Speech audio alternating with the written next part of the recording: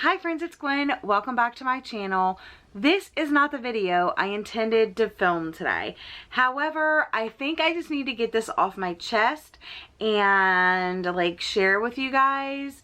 Hopefully this is helpful in some way, but I am struggling not only with outside things, like personal things, and I've been sick for 2 weeks, but with these books I've been struggling. So I talked about this in my October wrap-up that I tried to read this book.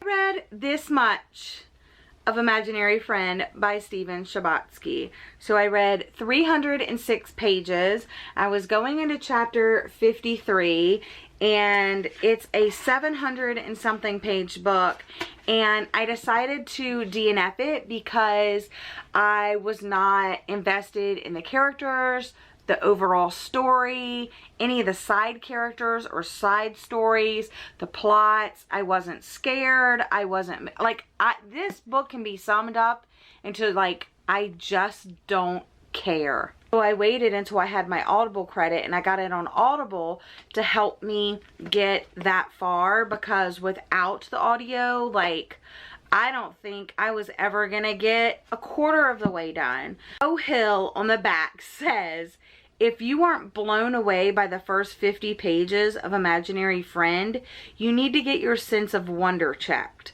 I guess I need to get my sense of wonder checked, because it just was not for me at all. So many great people have blurbed it. An unputdownable, extraordinary book.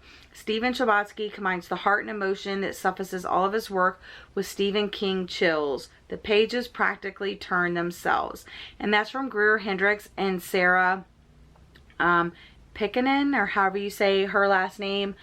I completely disagree. I was completely bored the entire time. And like I said, it could all be summed up into I don't care. The premise sounds really cool. So a mom and her son move to a new town to start over, and shortly after he begins school, he goes missing, and he's gone. The little boy is gone for 6 days. And to him, it doesn't seem like any time at all. He's waiting for his mom one day to pick him up. He kind of wanders.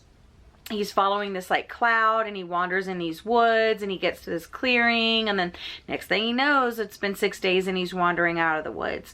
Then he convinces these friends that he makes to help him build this tree house in the woods, and it's just all not scary and not ominous. I didn't get a feel for the atmosphere. I thought it was going to be super atmospheric.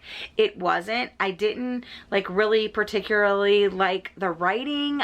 This is just not for me. I know some people have enjoyed it, so I'm not going to say anything else other than people said they really enjoyed the first 500 pages, and then the last 200 pages kind of spoiled it. So that's from people that enjoyed it. So I wasn't enjoying the beginning, so I really don't think I would have enjoyed the ending. So I decided after 306 pages to DNF this. And my current read, I should say, is The Whisper Man by Alex North. And this kind of reminds me a little bit of this, because the boy in this is about a boy and his father. I guess his mother died, and so they're moving houses. They're moving to a different town, and it's the man and his son.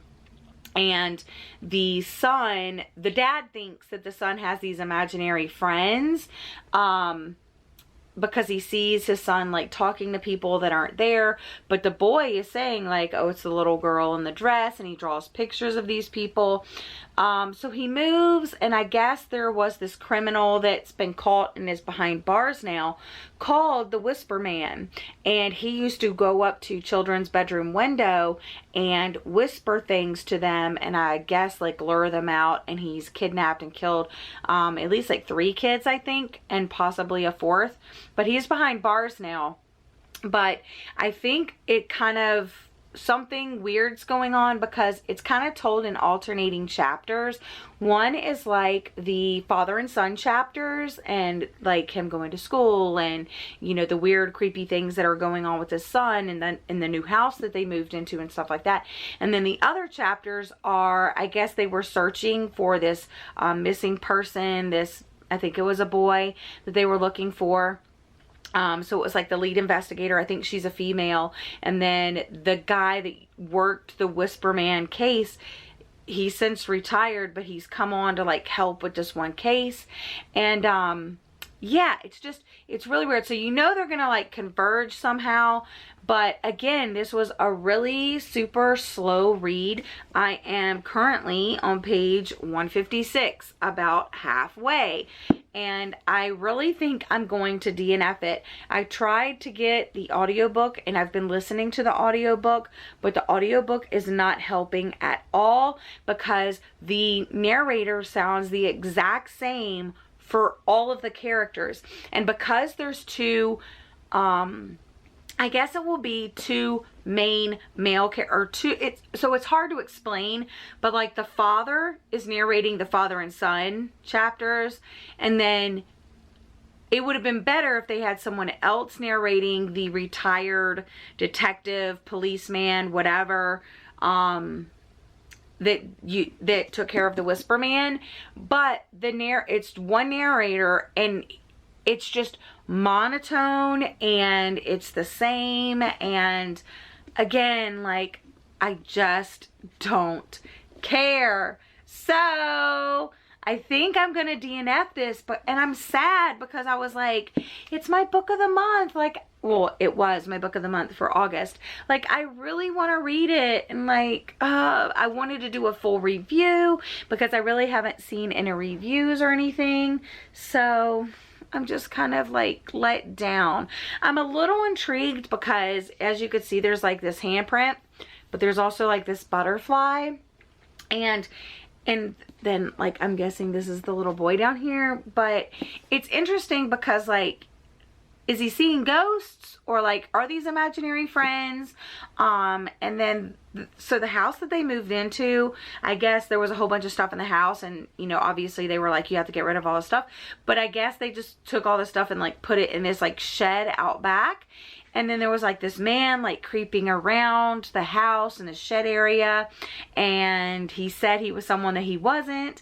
And then there were these creepy butterflies in the shed that were alive somehow, and his son was drawing pictures of the butterfly even though he never saw the butterflies in the shed.